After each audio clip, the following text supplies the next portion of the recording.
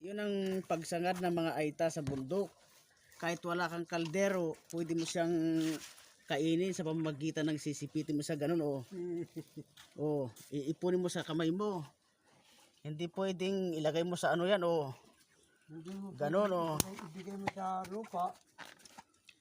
Ganun ang proseso ng pagsangad sa sariling yan. Kahit wala kang kaldero, pwede kang makapagsangad ng mais na hindi gagamitan ng kaldero. Ganun. Pagkatapos nito, gaganunin mo siya kakainin mo na.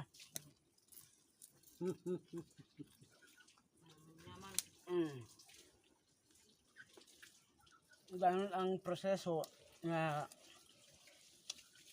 para lagi siyang malambot. Gaganunin mo